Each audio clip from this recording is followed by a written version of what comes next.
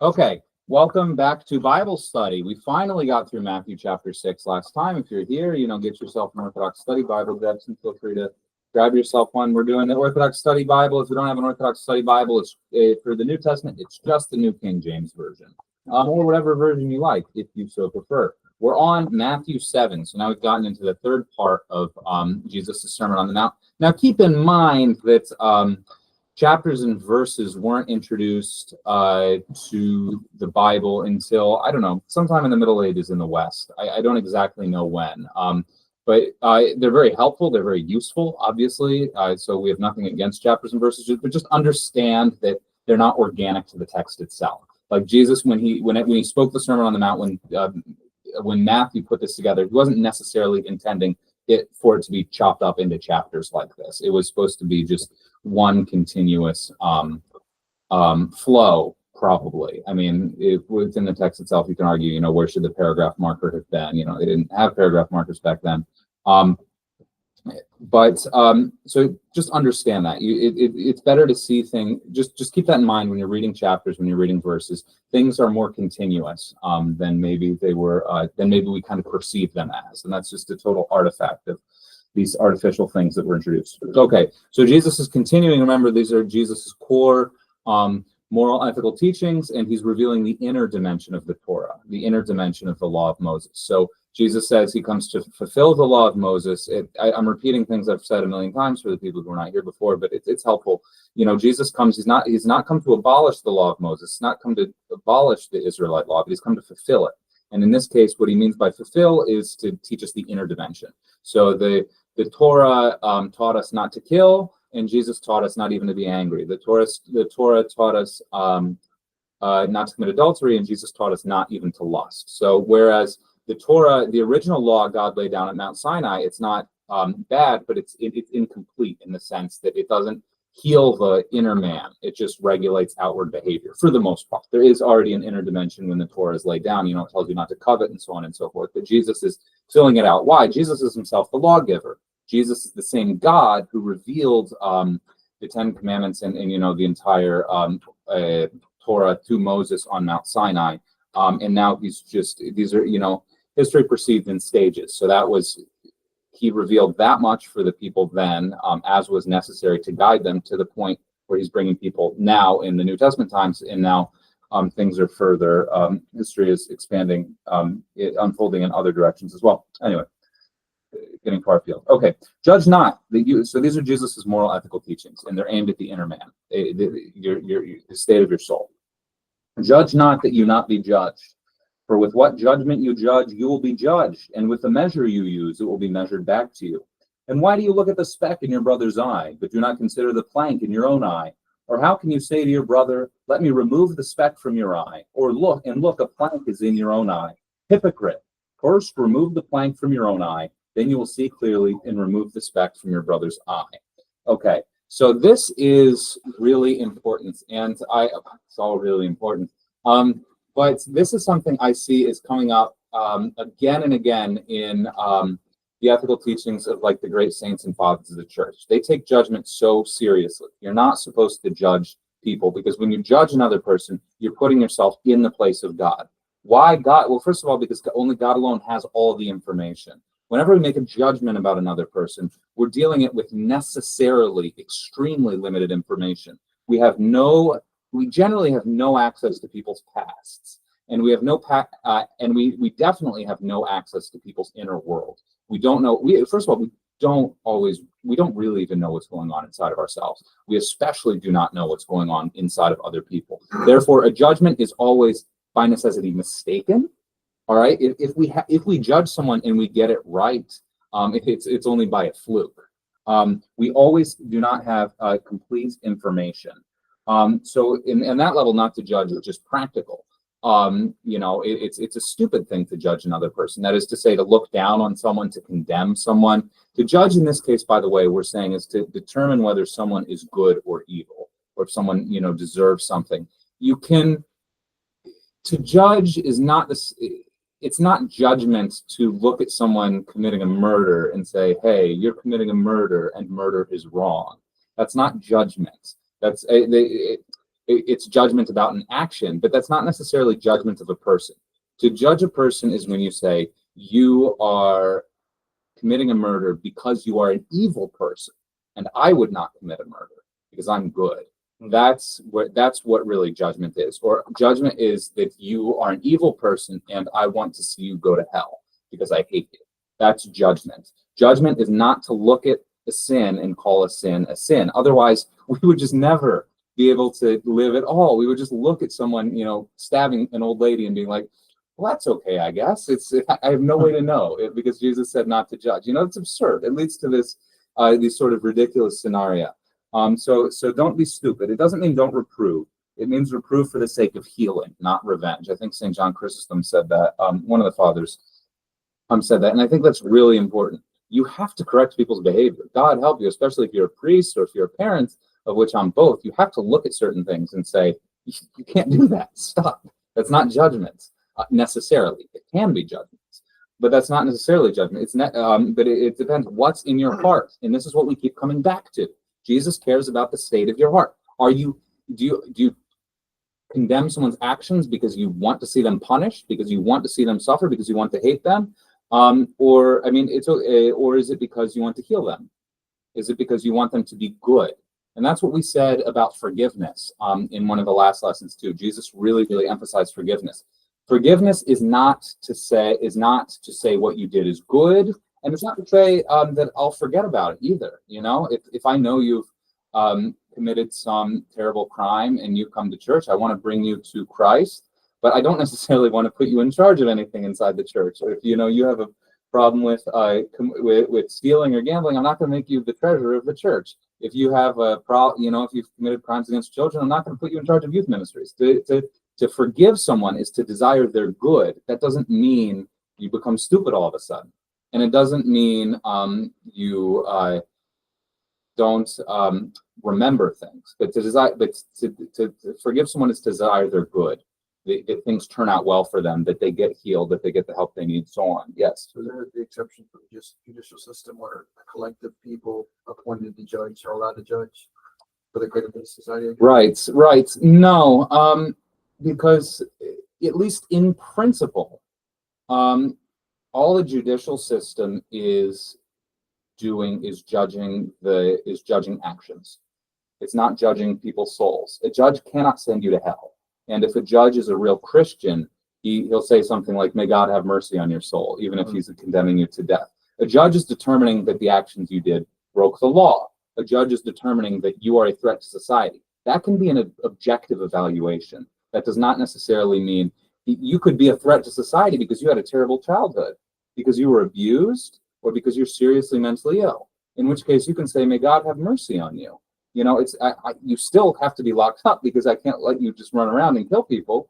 But that doesn't mean I hate you. That doesn't mean I desire you to suffer. It might just be an objective evaluation. Again, in reality, are judges actually judging people morally? Probably, sometimes, probably many times.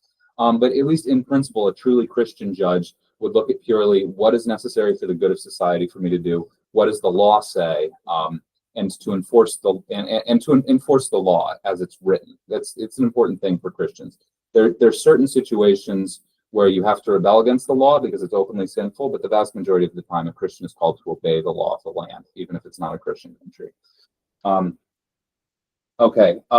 so just with forgiveness, it's not about tolerating evil, but it's about maintaining a good disposition towards sinners. Again, it's the state of your soul. It's the state of your soul. Jesus is here to tell you how to correct. And it's also especially important, not only do you have not enough information to judge someone right now, you also really don't know how someone's going to turn out. I mean, I've seen some really dramatic turnarounds in people's lives and real night and day transformations. It's not the norm, but you really don't know. So to judge is always necessarily a little bit stupid.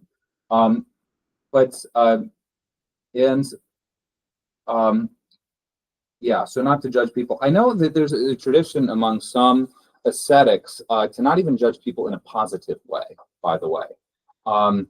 But to not have any opinion about people at all. That's kind of a real tightrope to walk. That's a razor's edge to walk. But it's a very interesting thing. It's commending everything to God, and it's just about simplicity. That's another thing that comes up with Jesus's teachings. Is he tries to unburden us with a lot of thoughts so that we can attain a state of mental and spiritual purity. So the ideal for me would just be to look at Hunter and to see Hunter and to know and not to see Hunter as good or bad, but just to see him, because God knows if he's good or bad. He's probably good, but that's the ideal is just practiced by something. Now, of course, it's better to think positive thoughts about someone than negative thoughts. But I know some ascetics at least practice no judgments at all. No, just simply see without evaluating it anyway. That's pure simplicity of mind, and that's just presence, and that's what we're striving for in our spiritual lives and our prayer. No thoughts, just complete immediate presence. Okay.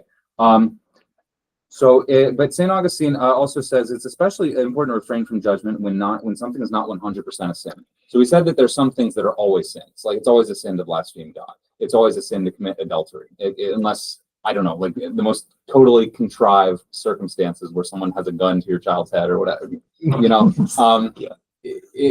except in the most like ridiculous imagined circumstance, adultery is always wrong. There's some things that are just always sins. Other things are ambiguous. Other things you don't know if they're for good or for bad. And in that case, what does it mean to not judge? It means to assume the good. Assume that whatever they're doing it with the best of intentions. Assume if something is, if you see someone doing something ambiguous, so many times we can be so judgmental and so self-defensive and so suspicious. The right thing, the Christian thing is to, unless you have reason to think otherwise, assume the good. Assume the best intentions, because you can't see intentions. You can only infer them. And so you're always dealing with something inherently ambiguous.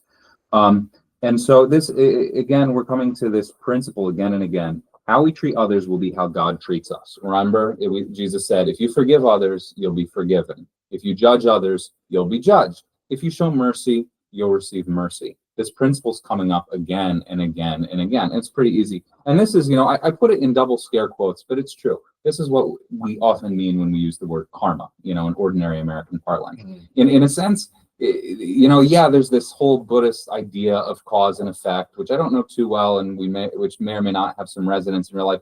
But on one level, people do get what they deserve. That is a reality of the world we live in. It's not necessarily in this life, and in fact, we want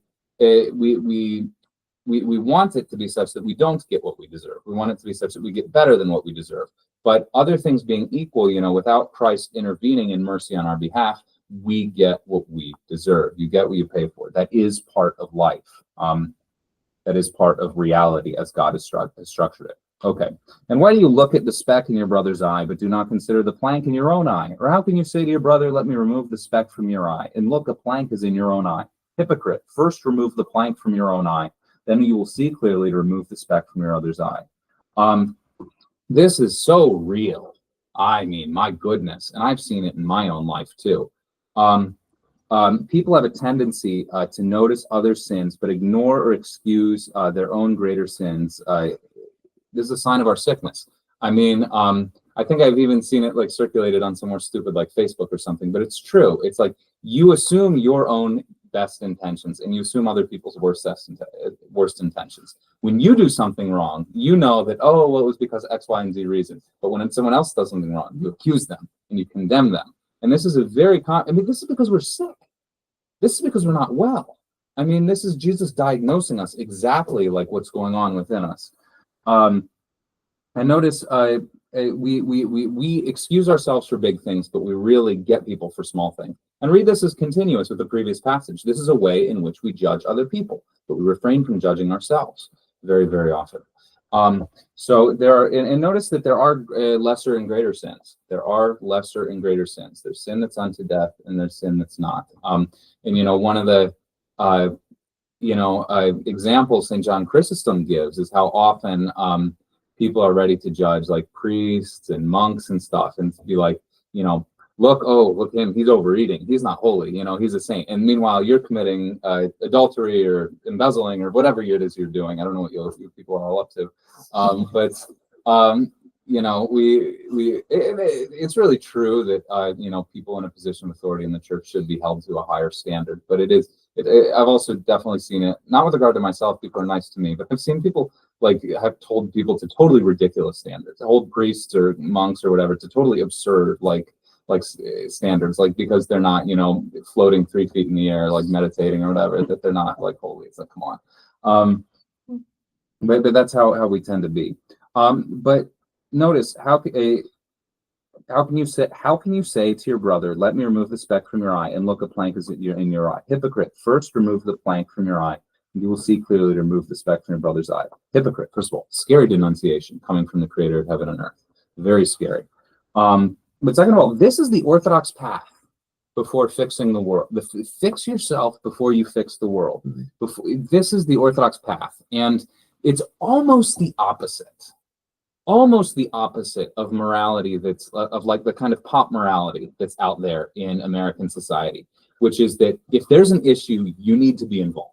You need to rush headlong into it, and if you don't care. And that's absurd. That's ridiculous. First of all, you're so limited. There's so many causes. There's so many things you're supposed to care about. I know, like woke is like over now. It's dying out, but like it's still a presence in our society. And it's not, it goes beyond woke. I mean, I think this is outside of just like woke issues. America has like a very much an activist culture. Like you should be involved with global issues, and yes. Because this reached to me exactly like the relationship of a spiritual father and a spiritual son, right? Of like, remove your plank first, and then you can help someone else. You're kind of hoping your spiritual father has done that. Yeah, right? exactly. So you remove your plank. Oh my gosh, I had to read because now I have the Blessing Here Confessions, and I had to read the Manual of Confessions, the Ex Nihilo Gitarian, before I did that, and it's so scary. It's like if you are going to be a confessor, you better have no sins or passions left. I'm like, but it's like it's true. I mean, you need. So we're dealing with this. Really, every priest should be a saint. The unfortunate truth is we very much don't have that. And I'm the first guilty party.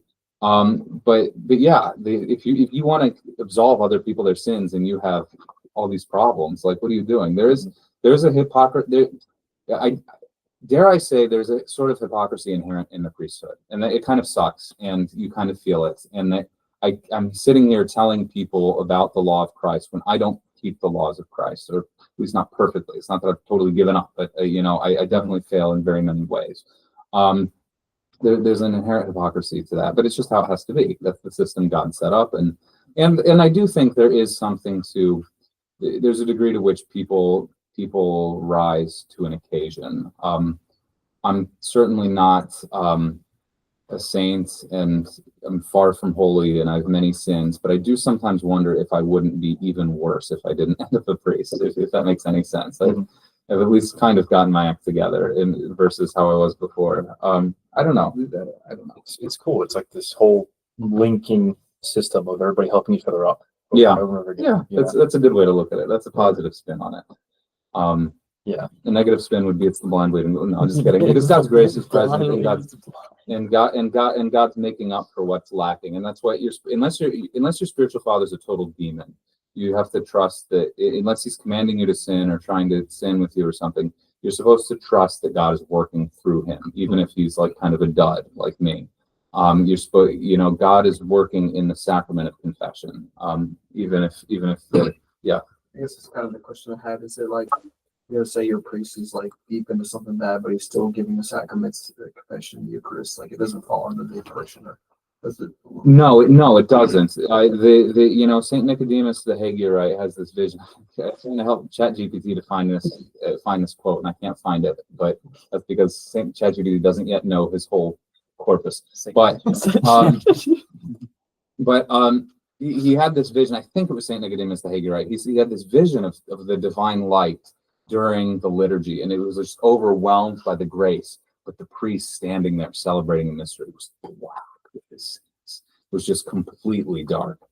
So that means whatever, even if your priest is, that's an example of what we believe. It's not just because of that vision we believe. It's a visual sort of illustration of what we've always taught, which is that the grace of the mysteries is there as long as he's a canonically ordained priest in communion with the Orthodox Church. God's grace is there, even if he's rotten with sins.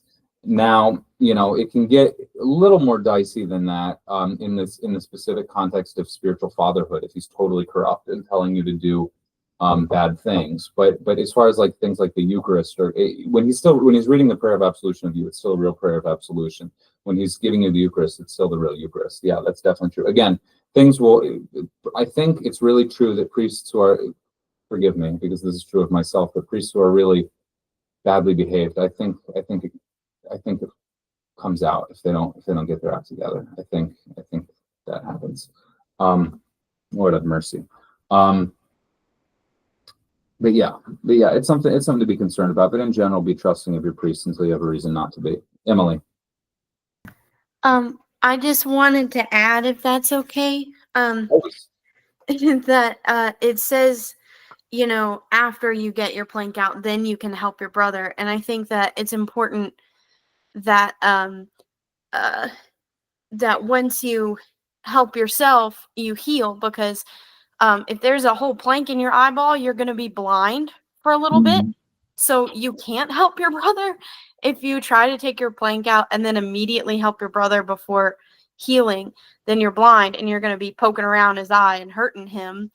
And then also you should be taking the speck out of your brother's eye out of like love and affection and caring for them, because a speck still hurts your brother's eye, That's really interesting. I appreciate that much more. I don't know, like visual, tactile approach to Jesus's teaching, and because I think you can get more meaning out of this when you approach that way. Yeah, absolutely. When you're still a learner, even if you've cleared some things up, Saint Porphyrius is a great example after that, because even though he got to a state of passionlessness when he was like in his 20s, he started to become a spiritual father and did like a really bad job of it, because he would like people. If you guys know the story of Saint Porphyrius, he gave the exact readings on the right. So he was excommunicating them for 15 years for exactly sins. Exactly. Yeah. So even though so Saint Porphyrius became a spiritual father when he was like 24, he was like extremely young, but he was holy. He was filled with grace. He had these gifts of grace, and clairvoyance and all that. But people would come to him, and then he'd read the Ex Nihilo Gitariam, which is a really harsh book, like we said. It's a really useful book for understanding the nature of sin and how to heal it, but it's really, really exacting in its standards. So people would come to him, and he'd say, "Oh, you did XYZ sin, you can't have communion for 20 years or 15 years, or there's some sins that you can't commune until your deathbed." So then the people would not be helped by his spiritual instruction, but instead they'd be like, "Okay, well, if I can't commune until my deathbed, I might as well just keep sinning because there's just no hope." And so St. Porphyrius, even though he had grace, he didn't suddenly become infallible. So that's an example, I think, of what Veronica is talking about, where even though he had the plank out of his eye, he was still to a degree blind. He had to heal a little bit and he had to grow. And God allows that, and God permits that, yeah. Do you ever, I guess, truly get the plank out of the eye, or is it just to be humble the entire journey? Yeah, that's a really good point. That's a really good question. And you can definitely have less plank. You can have a lot less plank than most of us do now. But I think there's never a point where you're 100% pure. I would agree with that sort of sentiment. So you have to constantly be doing this self-criticism, and the saints are the chief people who did that. But anyway, it's just the opposite of American activist culture, which is that you have to be hyper-focused on everything that's outside of your world. And St. Theophan the Recluse has a really good story about this, about a man who, the sort of progressive movement in Russia in his time everything was about humanity and exalting humanity and equality of all people and so on and so forth. And he gives us, in St. Theophan the Recluse gives a story about a man who gives a really stirring, beautiful speech about, humanity and his love for all of mankind, and then goes home and his servant, took too long to cook the food and talks back to him, and then he beats his servant. Because he loved humanity in general as a concept, but when it came to actually dealing with the person in front of him, he was a jerk. And I think that's just one example, but we can multiply it a million times with our own lives. Of people care about causes, ideas, but they don't actually attend to their own immediate surroundings, their own immediate behavior, and that's a huge problem. So first, remove the plank from your own eye. Then you will see clearly to remove the speck from your brother's eye. When we see someone sin, we should consider, this was St. Augustine, this was this was really helpful. When we see someone sin, we should consider first, one, if we have ever done that sin. I think we're especially sensitive to sins that we have committed or even are committing. We can be harsh condemners of people who do the same things we do. It's really, again, we're sick. We're not well. And number two, even if we've never done that, we should think if we ever could do that. You know, it's not impossible. There's virtually no sin that you're not capable of committing in some manner or another. If you're really down and out, Zane, you could steal. You could commit murder. Maybe you have. I don't know. You don't know. You live comfortably now. I live comfortably now. I could turn it. Maybe I could turn into an animal. You know, if I lost my house, my job, my family, I could be worse than the nastiest criminal on the street. I don't know that about myself. So see if you could ever do that. And even if you maybe couldn't, even if there were some sins like,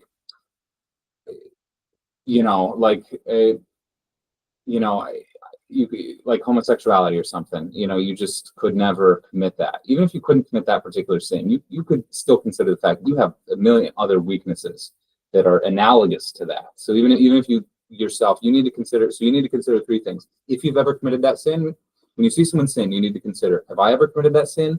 Could I ever commit that sin? Or even if I couldn't, we're all weak. He has that weakness, but I have something else. We need to think of all of that. And notice also that we will see clearly. Jesus says, and then you will see clearly to remove the speck from our brother's eye. So this state of having sin in us also clouds our judgment.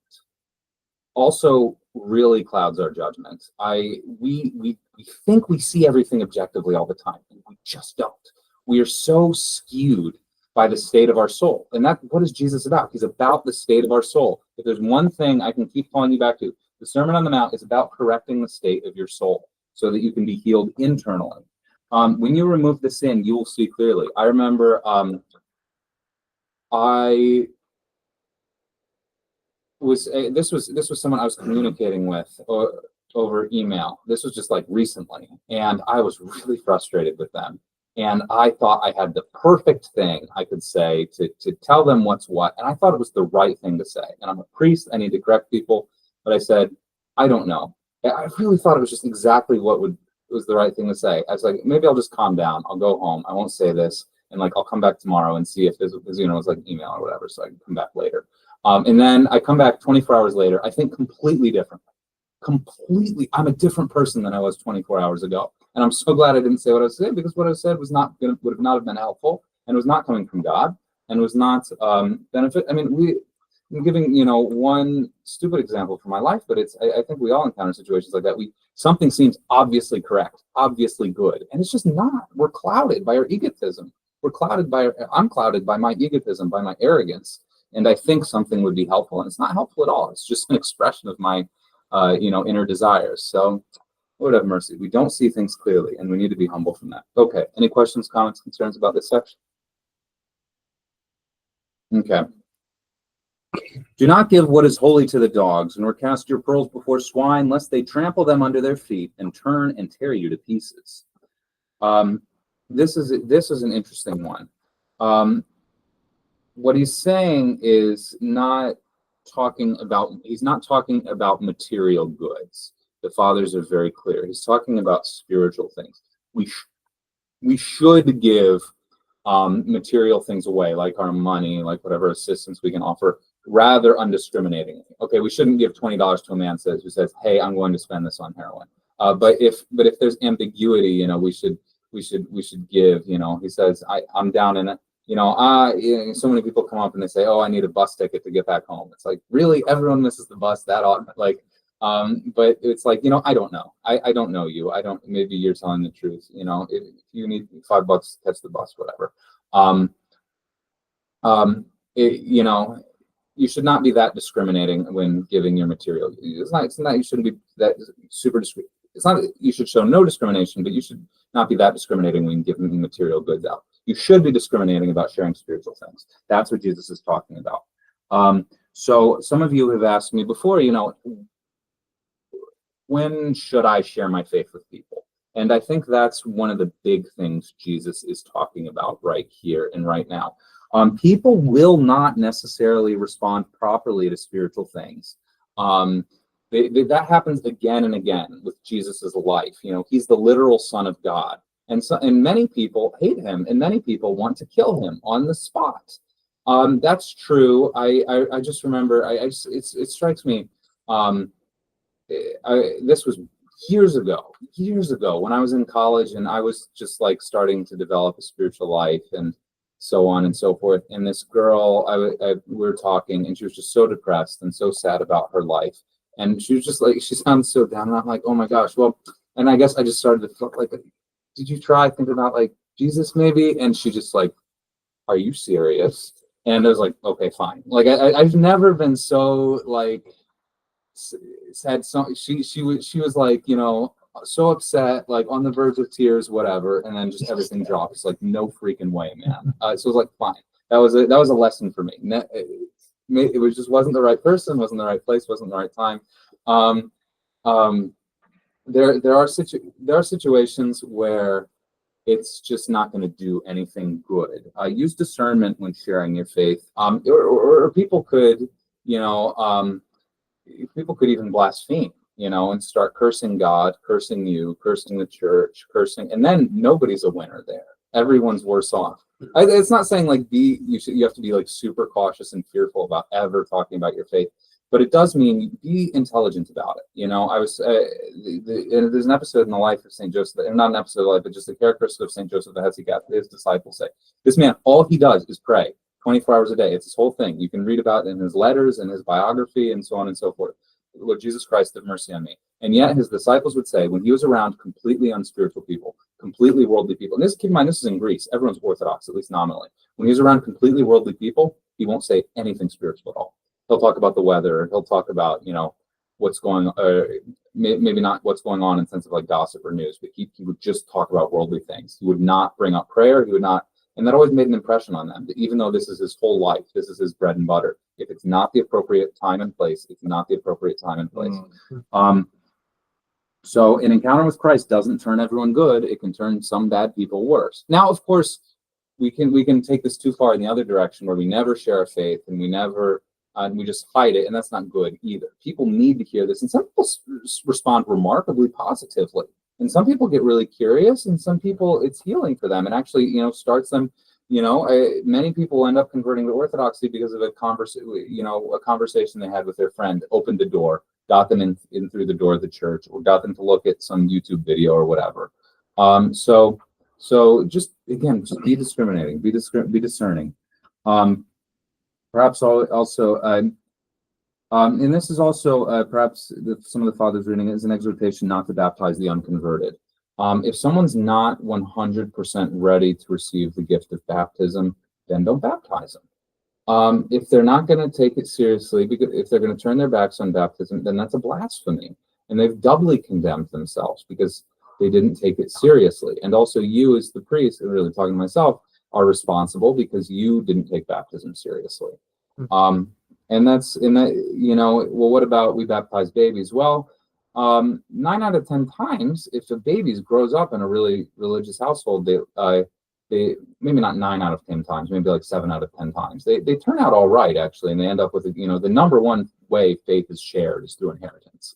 That's the number one way people end up Orthodox, is by being born Orthodox. So it's still like a good practice to baptize infants. However, it matters how distant the family is from the church, and are they just doing it to please grandma? I have a really tough time with those ones. But then again, I had no relationship with the church at all, despite being baptized, and now here I am as a baby. So whatever, I don't know. but be discerning about who you baptize and why. Question for you, Father. Yeah. So kind of a little bit of a specific situation regarding this stuff. Mhm. So like, for instance, kind of common thing that happens with me and my families, they are very curious to know about Orthodox beliefs and stuff like that.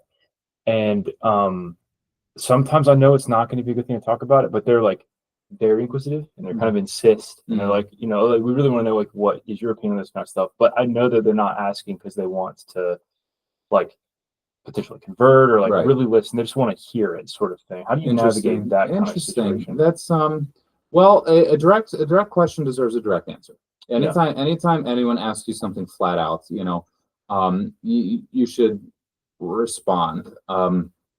In general, Yeah. I don't know how, if how well being cryptic would work or something, but Yeah.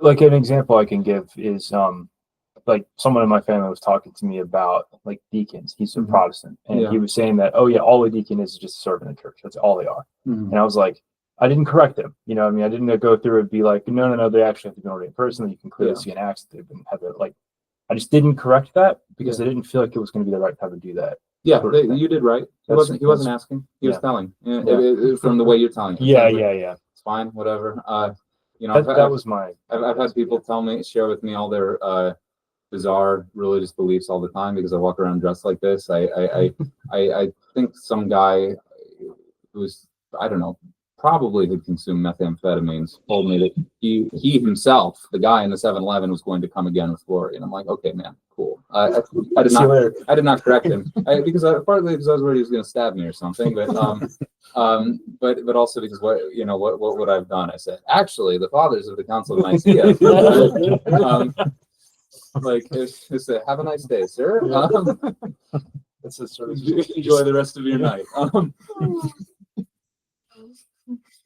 What would have been gained from that conversation? But if people ask, in general, maybe there are situations that wouldn't be prudent, but I can't think of any. People ask directly, but not saying the truth is not always the same as lying for the fathers, and that's what there's some things that just it's not the right time to say it, or it wouldn't help if you did say it, or so on and so forth. This is with regards to the faith. By the way, though, this is not necessarily. If you see someone about to commit a terrible sin, even if it's not a matter of faith, like if you, for some reason, I don't know, the idea of, because this is something, like everyone in this society knows murder is wrong, everyone in this society knows stealing wrong. But if you knew a close family member who was pregnant and was planning to have an abortion or something like that, I think you should probably say something, as gently or as, and then let it go. Because it's not it's a terrible sin, but it's not against the law. And what are you going to do? Call the cops on it? You tell them, say, hey, I think this is really an idea. If maybe you would just say a prayer or something tonight. It's like ask God if this is His will, or like if there's any way I can help you. And maybe they'll bite your head off. I don't know, but I think for someone about to commit a really egregious act, or if they start using drugs or something, you should say, hey, I really don't like where you're headed. I think this could really, again, and then if they bite your head off, you walk away and you say, I did my part. But as far as sharing the faith goes, you shouldn't necessarily say, you shouldn't use heroin because Jesus wouldn't like that, even though it's true. That might inflame the whole situation. I hope you guys are catching my drift. But Jesus did not say everything to everyone immediately. And of course, for lesser sins, you kind of let things slide. It pains me, but I do it as a priest all the time in terms of behavior, church etiquette. There are a million and one things I see that I'm just like, I gotta let that one go. Because we're on such a low level. I would look like the biggest jerk in the world if I actually did this and that. And then of course everyone would be able to call me on my hypocrisy too. So it would just be a mess. Yeah. Do you have a hand raised? Oh, okay, sorry. But Jesus did not say everything to everyone immediately. There were a lot of, Herod, Pontius Pilate questioned him extensively. He did have a dialogue with Pilate, but Herod, he was pretty much silent and didn't do anything, and just like, okay, man. Yeah. I mean, this is our prayer before communion, right? I will not speak of thy mysteries to thy enemies. Yeah. Yeah. That's a really good point. Yeah. Yeah. Now that's probably coming from a day when people were trying to torture you and get that out of you. One of the Romans, Pliny the Younger, I think it was, actually has letters between him and the Roman emperor, who's like, yeah, I heard some Christians were committing cannibalism in my town, but then I got to them and tortured them, and turned out it's just bread. But apparently it was a thing that people were so suspicious of what are they doing, and they get together, and are they really eating flesh and blood, that it was a thing people got tortured over. I guess it's sort of like when, like you said, that like sin kind of clouds your vision and your awareness. And so if you tell someone something that is kind of more spiritual or like elevated, and it's not at their level of awareness, or like it just wouldn't understand or resonate with them, Yeah. and they're going to misinterpret it and maybe make heresies and Absolutely. things like that, because like they get this experience, or they see something or hear something, but they're not quite in the right headspace to understand it. Then that could lead, I guess, to different, even worse. Absolutely. thing. What is it? They in the book of Acts, Paul and one other apostle, they do some miracle, and then all the people want to worship them as Zeus or something, and they try to sacrifice to them. Oh, on Malta or whatever. Yeah, when they I can't crashed? remember exactly what it is, but yeah, sometimes the reason not to share something is because people misinterpret it, and they'll take it and run with it, and they'll people sometimes want to talk to me about like Bible codes and occult type stuff. They don't think of it as a cult, but it's just like weirdo stuff and just It's the cargo cults. yeah. Okay. Ask and it will be given to you. Seek and you will find. Knock and it will be opened to you. For everyone who asks receives, and he who seeks finds, and to him who knocks it will be opened. Or what man is there among you who, if his son asks for bread, will give him a stone? Or if he asks for a fish, will give him a serpent? If you then, being evil, know how to give good gifts to your children, how much more will your Father who is in heaven give good things to those who ask him? Therefore, whatever you want men to do to you, so do also to them, for this is the law and the prophets. Okay, so ask, seek, knock. So first of all, in the Greek, this is present tense. Present tense imperative. In Greek, there's no difference between ask and be asking. And I think this is important. This is one of the, and this is a situation where you could really just through a small translation, you can interpret this as a Protestant, or you can interpret this as an Orthodox. Because if you hear this, if you hear this one time as a Protestant, you can say, okay, well, ask just one time. Say the sinner's prayer, accept Jesus as your Lord and Savior, and you're good, baby. That's it. And the Orthodox interpretation, which is more in line with the Greek than purely English translation, would be asking. God is calling us to a state of being where we're continually seeking him, and we're continually trying to discern his will in our life. One of the best things in that I felt is to be true in my life is that it's sort of a game. Our spiritual life in this world is sort of a game of divine hide and seek, for lack of a better word. You first convert, you have an experience of an encounter with God, and everything's going great, and you feel so close to him, and prayer flows smoothly, and then it's gone. And then you lose it, and your prayer's dry, and you're far from God. And then you start asking again, and you seek again, and you knock again. And then you discover him again in a bigger, deeper way, and you feel closer to God than ever. And then it's gone again. And then you keep persisting, and then he's calling you to a higher standard of behavior. He's calling you to a deeper relationship with him by having you persistently ask, seek, knock. He gives you your grace. He lets things go well with him for a little while, and then he stops so that you ask, seek, and knock some more. And then he gives you even more. And that's the nature of our relationship. And I've totally noticed it, because when I get too comfortable, I get lazy, and I stop taking my spiritual life seriously. If God just gave me his good things all the time, I'd start spitting on them. I mean, I hate to say it, but that's how I am. And I think that's how a lot of us are. But he calls us to a deep relationship by appearing and withdrawing. Yes. Do you think that there's some reference being made in here when it says, if your son would ask you for bread, would you give him a stone, when he's in the desert presented with stones, Oh yeah. tempted with bread? Oh yeah. The fathers definitely have something. This bread stone thing. It's not an accident. I mean, keep in mind, this is the same Matthew who just wrote that, a few chapters ago, wrote down that story of stones and bread. Absolutely. And the fathers is that bread is an analogy for the word of God. Jesus makes the connection between bread and the word of God, 7 chapters prior or 6 chapters prior or whatever. And now it's coming. And now, you ask God for bread, you ask God for his word, and he'll give it to you. He'll open it up to you so that you can enter a relationship. He won't give you a stone. What's a stone? A stone is something you stumble over. A stone is falsehood. That's what I think it was some father, I don't really know, Remigius or Urbanus, who said that. But yeah, very much. You're right on the money. And keep in mind, look for that. Look for these connections within individual books of the Bible and through different books of the Bible. Absolutely. Yeah, it's not always 100% on the money, but this one, it certainly was. And look for these connections. Your head absolutely in the right place.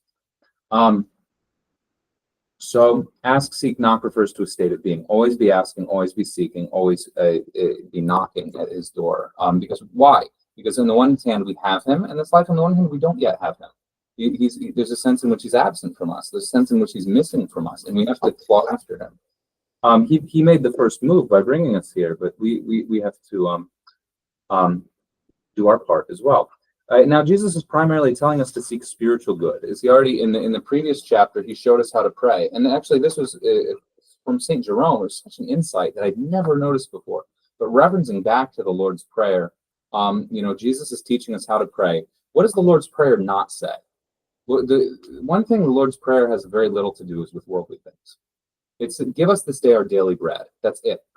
What we need to subsist on, what we need to survive. Now, of course, there's also an analogy between bread and the Word of God. There's also an analogy between bread and Christ. Give us this day our daily bread means give us the Eucharist, give us Christ.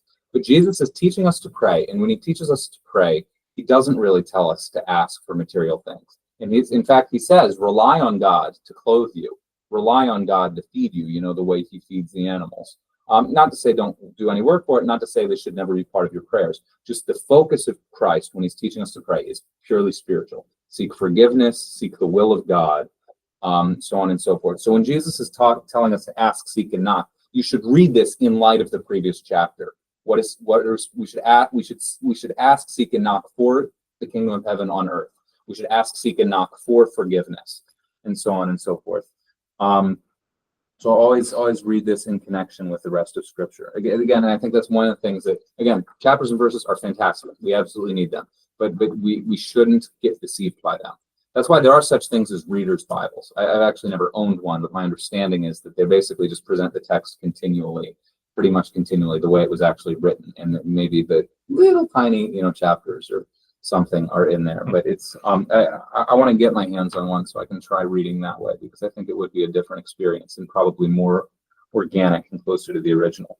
Or what man is there among you who, if his son asks for bread, will give him a stone? As we said already properly, that bread is the word of God and stone is falsehood. It's a stumbling block. Or if he asks for a fish, we'll give him a serpent. Fish are something to do. The fathers see it as something to do with Christ. We've broken down the fish before. We'll break down the fish. Okay, so the Greek word for fish, the old Greek word, is ichthys. This is how you spell it in all caps, because that's how they wrote back then. So this is ichthys. It's also an acronym, or it can be an acronym. Jesus Christos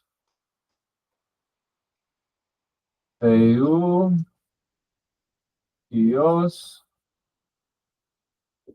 Sotir. So if you take Jesus Christos Theou Ios Sotir. So fish is an acronym for, can be an acronym. It wasn't the original word for fish wasn't an acronym, but it can be an acronym for Jesus Christ, God's Son, Savior. And so that's why a lot of early Christians identified with the symbol of the fish, which is, you see on people's cars now or whatever.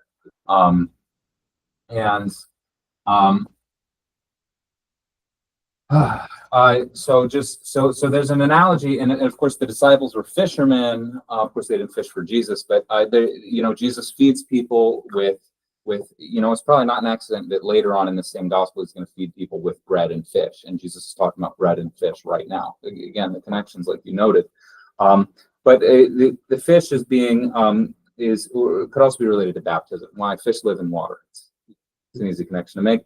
And what's a serpent? That's easier. That's easier to know. The serpent is the devil. Why is fish contrasted with serpent? Because serpent is safety.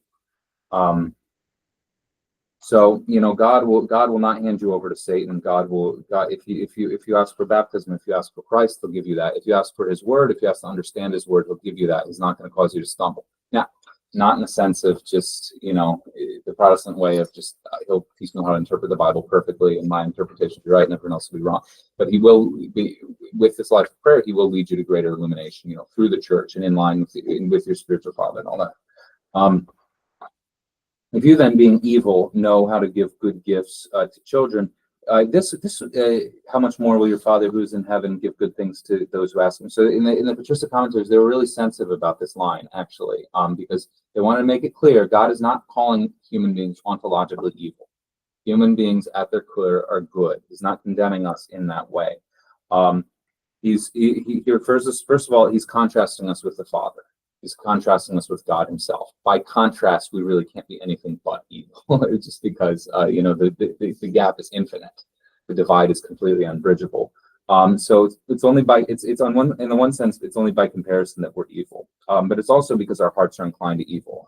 We're not evil by nature, but we have revealed that, what Jesus just talked about, our hypocrisy and all that. We're not so great, all of us. We're sick. We're warped. So that's what we should understand. You being evil, not at the core of your being, but certainly it goes deep. But your Father who is in heaven will give good things to those who ask them. Underline that adjective "good" because that's critical. He's not going to give you just everything you ask for. He's not going to necessarily give you that sports car. God does not give bad things when we ask for them. He does not give unnecessary things. He does not give harmful things, and many of the things we perceive as desirable are not that. So again, God gives good things, and we say, "Oh, well, God didn't answer my prayers." Like, well, you have no idea really if you needed that or not, or if it would be for your benefit or not. God gives good things. But keep in mind again, also just your Father who is in heaven. Just keep in mind that was a new thing. When Jesus starts talking about your Father who is in heaven, that sort of intimacy, the relationship of God to the believer is paternal. Just that was an innovation of Jesus. I don't think it was completely out of the question in the Old Testament, but it's certainly not how the Jews of the time were understanding of and relating to God. Jesus is opening up to us like a new level of intimacy with God. And of course, this means that earthly relationships reflect divine realities, right? Everything that's created, like everything that exists, does so in sort of a derivative sense from the Trinity. So all human relationships are in some way resemble, at least when they're good and healthy and rightly ordered, they resemble something of God's very being. And in this case, it's a parent-child relationship in this life resembles the father-son relationship in God. It's just very cool and important to remember that God is at the bottom of everything. And of course, this has natural implications for theosis, for the doctrine of theosis. We grow up in a sort of Protestant Catholic world here in the United States, and we don't know anything about the doctrine that human beings are meant to become gods. But then once you're aware of it, you see it like everywhere in the New Testament. Like Jesus is calling us to be children of God, but wait a minute, he's the Son of God, and he's got all this crazy power. Well, what's the implication there? Connect the dots, guys. Like we're supposed to be by grace what he is by nature. If we're supposed to call God our Father the way he calls God his Father, that's deep. That's really significant. We can't brush that over. That's bigger than just going to heaven when we die. That's calling us to a new mode of being. Okay. Therefore, whatever you want men to do to you, also do to them, for this is the law and the prophets. Wait a minute. I thought Jesus was just telling us about prayer. He was telling us how to pray. And then immediately he's pivoting to ethical behavior. There's a reason. And that's because our prayers always have to be connected to our moral life. There's no sort of pie in the sky spirituality that's divorced from how we actually treat the people around us. If you want God to answer your prayers, you need to be treating people around you well. And of course, this is a reiteration of the same principle we've heard again and again and again. God will treat you as you treat others. But a moral command must necessarily follow prayer instructions because they're inseparable. Our action is required to cooperate with grace.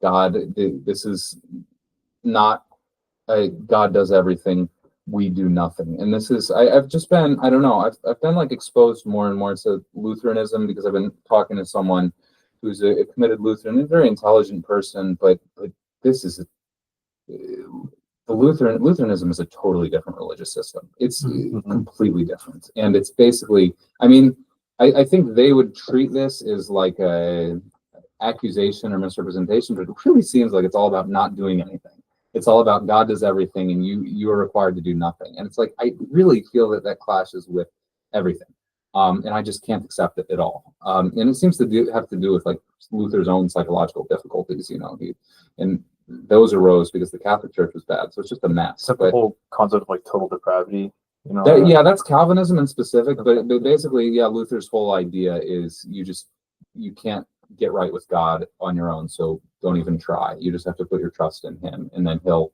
make you right with himself by imputing Christ's righteousness to you, so that Christ will represent you at the final judgment, or what have you. And it's just, so all the laws and commandments are just to make you realize how far below the mark you are, but it's just so difficult to do. It's barely worth it to try, kind of thing. And I'm sure they would say, I'm not representing their views, sorry if I am, but or if you think that, but because it's going to be on YouTube and 10 people are going to see it, so I don't know. But it really does seem to come down to that. Anywho, no, I'm sorry. The Orthodox way is the way of struggle. It's tough, man. It's a struggle, but it's reality. I mean, I just think that's how things are. There's no getting around it. God called us to an insanely high standard. But with his grace, we can do it, and of course, it doesn't all depend on us. There is, even though Lutheranism as a religious system is wrong, it does start with something true, which is that if we had to be called to that, if we had to live up to that standard, we would always fail. It's just the difference between us and Lutherans is that we have to do. We would say we have to do something. We have to put in our 2 coins at least, even though we can't go all the way. Certainly, we can't earn our way to heaven. But we have to do something. We have to try. Anyhow. Okay. And so if you want good things from God, give good things to people. Should be obvious, but we often don't, act like that. We wonder why, our prayers aren't answered, or why we don't feel this closeness to God, or why we don't have X, Y, Z, but we have not taken any stock of our own behavior or at all of our relationships with other people. And also, whatever you want men to do to you, and St. John Chrysostom says very insightfully, it's like, we can claim ignorance from certain commandments of God. Like we can claim, oh, I didn't know I was supposed to do this. I didn't know I was supposed to do that. But you know what you want. No one can claim ignorance from that. You're not getting out of this one. You know what you want. And that is enough to form a baseline of ethical behavior. You will not be able to claim ignorance about that one at the last judgment seat. You will know how you wanted other people to treat you, and that's how you have to treat others. There's no matter how mentally, no matter how unintelligent you are, you can know that much. Anyway, okay, that's it for tonight. Any questions, comments, concerns? Anything anyone wants to add? Okay, well, God bless you guys. Have a good night. It's nice to see everyone. I'll end the recording now, but I'll hang out for a little bit. Thank you, Father. Thank you, Elaine. Nice to see you.